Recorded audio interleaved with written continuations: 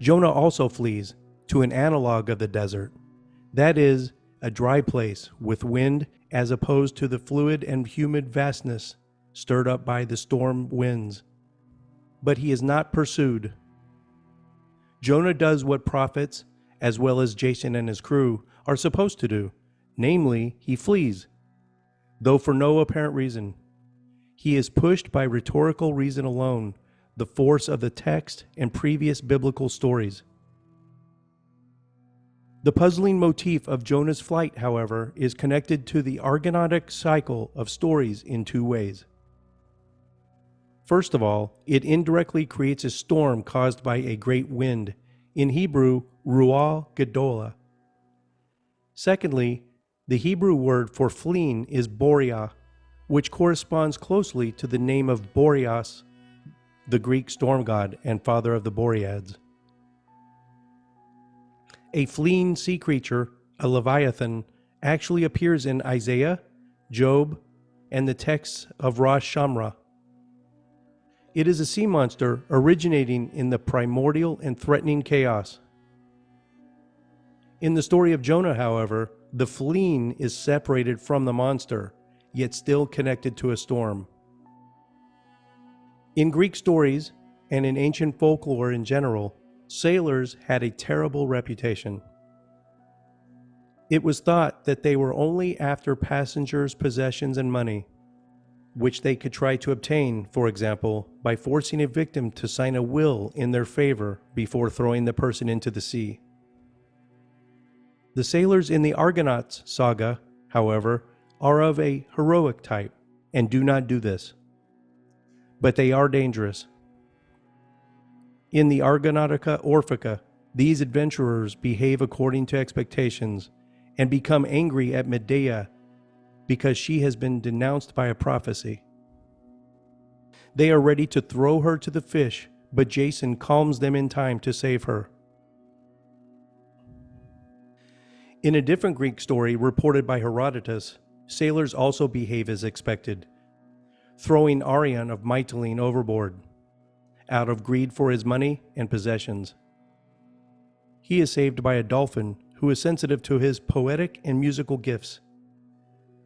By analogy, then, the much debated psalm in the book of Jonah is, among other things, just a parody of older, widely known stories about music-loving animal helpers. In any case, Jonah's sailor companions, contrary to what an ancient audience would expect, are respectful, tame, and even unselfish, though the reason for their civility may simply be a healthy fear of Jonah's God. Here is a man who, seemingly imprudently or rashly, has hired the whole ship and paid in advance, an action noted as unusual in Talmudic literature. He is a foreigner, alone, without protector or friend, at the mercy of a whole crew against whom he could never retaliate. Yet these rough fellows not only do not attempt to kill him out of greed, but they do a most dangerous thing in stormy weather. They try to bring the ship to shore to save their burdensome passenger. According to a literal interpretation of his Hebrew name, Jonah is a dove, kept in the hold of the ship, something light and capable of flight.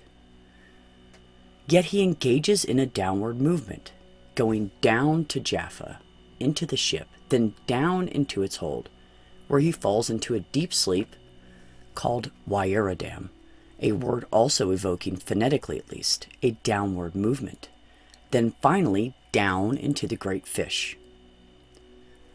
Normally, passengers and the crew were on the deck.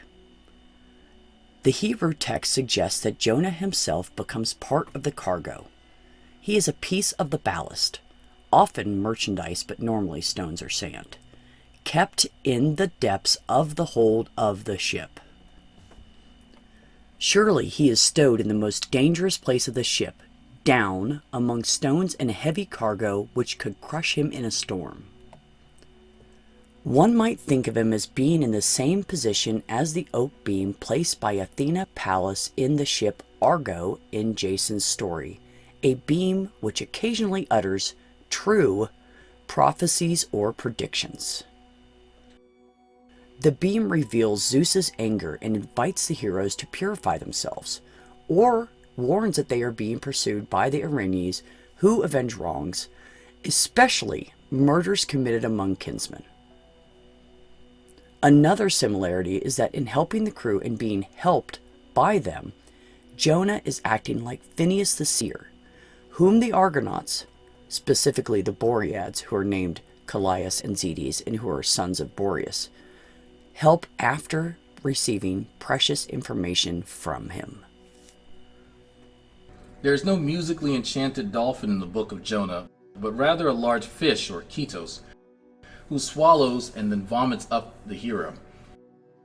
Neither is there Leviathan or dolphin in the extant textual variations of Jason's tale, but Jason does fight a sea monster in several of the variations of the tale, often represented on vases in similar actions to those of Heracles. In scenes found widespread around the Mediterranean, Jason emerges from a coiled, upright serpent or monster.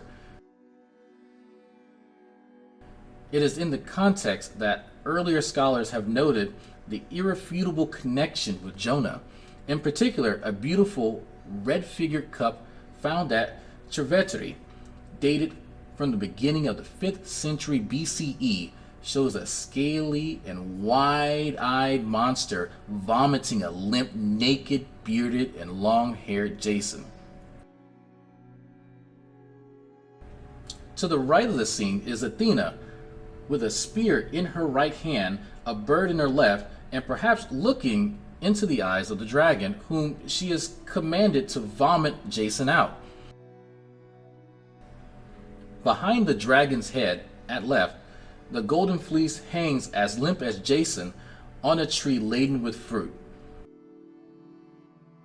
It is most natural to conceive of this monster as a sea monster given the position of Cerveteri, an Etruscan seaport which would be understandably interested in Jason's adventures. An abundance of maritime themes at the location is evidence of this interest. This artifact has been wildly commented upon in the past, but has remained unnoticed by biblical commenters. I wonder why. Scholars from the 19th and 20th centuries have offered varying interpretations of this scene. Most agree that the dragon is alive, forced to disgorge a passive Jason. On the plate we see Athena, patron goddess of heroic endeavor, with an owl, looking with surprise at Jason coming out of the dragon's mouth.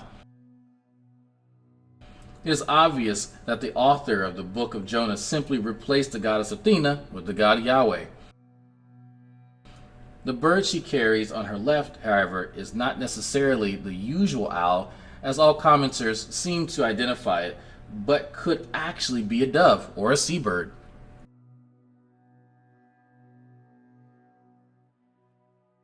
You're not going to want to miss the final episode, where we reveal the most damning evidence of all and put the final nail in Jonah's coffin.